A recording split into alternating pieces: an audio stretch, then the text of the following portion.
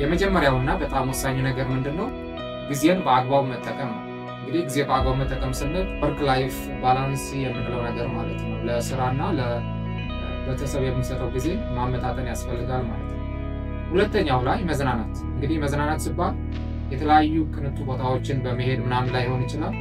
እዛ አካባቢያችን ላይ ሆነን ወይም ደግሞ በየቤታችን የምንወዳቸው ነገሮችን ማድረግ ማለት ነው።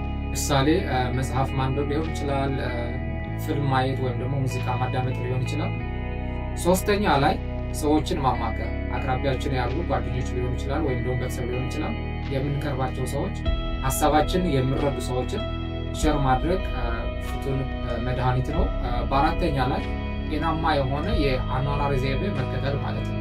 በቂ እንቅልፍ ማግኘት፣ አመጋገባችን ማስተካከል፣ እንዲሁም ከተለያዩ መጠጦችና አልኮል ነክ እንዲሁም ጫት መራቅ በጣም አስፈላጊ ነው ማለት ነው።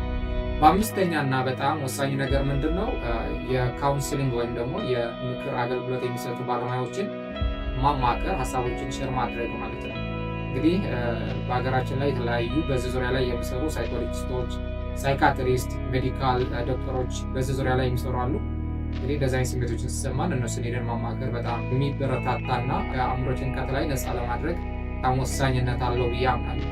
ሌላውና በጣም ወሳኙ ነገር በስድስተኛ ላይ የሚጠቀሰው ነገር ምንድነው? የአካላዊ እንቅስቃሴ ማድረግ ነው። እንግዲህ ስፖርት መስራት ለአካላዊ ቅርጽ ብቻ ሳይሆን ለአእምሮ ጤናም በጣም አስፈላጊ ነው። እንቅስቃሴ ማድረግ ለምሳሌ ሩጫ ሊሆን ይችላል ወይም ደግሞ የተለያዩ የሚደረጉ የተለያዩ ስፖርታዊ እንቅስቃሴዎችን ማድረግ ለህይወታችን በጣም አስፈላጊ ጤናማ የሆነ አእምሮ እንዲኖረን ሊያደርገን ይችላል ማለት ነው።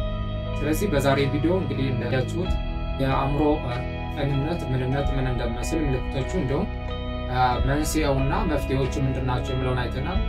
አስተማሪና ለወደፊት ጠቃሚ የሆኑ ይዘት ያላቸውን መረጃዎችን ወደ እናንተ እንዳደርስ ሰብስክራይብ እና ሼር በማድረግ እንድትቀላቀሉ የአክብሮት ግብዣዬ ነው።